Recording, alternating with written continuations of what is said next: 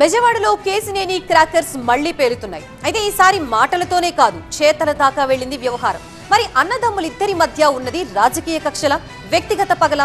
ED దాకా వెళ్లిన ఆరోపణల పర్వం ఏ టర్న్ తీసుకోబోతోంది?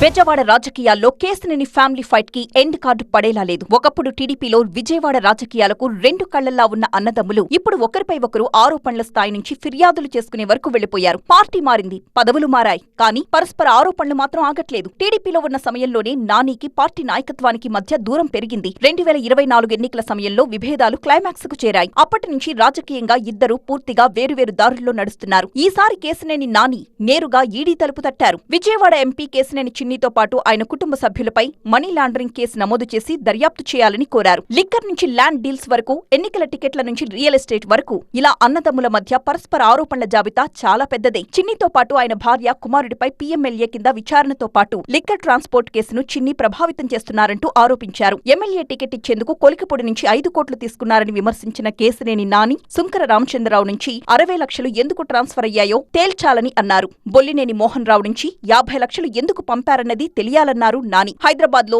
కేసినేని డెవలపర్స్ పేరిట ప్రీ లాంచ్ మోసాలకు పాల్పడ్డారని కూడా కంప్లైంట్ ఇచ్చారు నాని. దుండిగల్, పటాన్చెరు, గచ్చిబౌలి, బంజారాహిల్స్, శంకరపల్లి ప్రాజెక్టుల్లో అక్రమ వసూళ్లకు పాల్పడ్డారని, సాహితీ ఇన్ఫ్రా స్కామ్ తో చిన్నికి కనెక్షన్ ఉందని అన్నారు. ప్రగతి నగర్ లోని 112 ఎకరాల స్కామ్ పై దర్యాప్తు జరుగుతుండగానే ప్రీ లాంచ్ సేల్స్ చేశారంటూ ఆరోపించారు. ED attachment, NCLT, PMC bank కేసులు ఉండగానే సేల్స్ ఎలా చేశారంటూ ప్రశ్నించారు. దర్యాప్తులు, బ్యాంకు విషయాలను దాచేసి సుప్రీంకోర్టును తప్పుదారి పట్టించారని, అక్రమ మైనింగ్, భూ కబ్జాలు, జూదం వంటి అనేక అంశాల్లో చిన్ని పాత్ర ఉందని అన్నారు నాని. 2025 విజయవాడ ఉత్సవ్ పేరుతో 500 కోట్ల అక్రమ వసూళ్లకు పాల్పడ్డారని ఆ లేఖలో పేర్కొన్నారు మాజీ ఎంపీ. చిన్ని మొత్తం నెట్వర్క్ పై పూర్తి దర్యాప్తు, ఆస్తుల అటాచ్మెంట్, నేరస్తులపై చర్యలు తీసుకోవాలని ఈడీని కోరారు. అయితే ఈడీ దర్యాప్తు చేయాలన్న నాని లేఖపై టీవీ9 తో మాట్లాడారు విజయవాడ ఎంపీ కేసినేని చిన్ని. కేసినేని నాని లేఖని పట్టించుకోవాల్సిన అవసరం లేదు అన్న చిన్ని, ఉనికి కోసం అప్పుడప్పుడు నాని ఇలా ఏదో ఒకటి చేస్తారంటూ ఆరోపించారు. అంతకుమించి నాని గురించి మాట్లాడడానికి ఏమీ లేదని చాలా లైట్ గా తేల్చేశారు చిన్ని.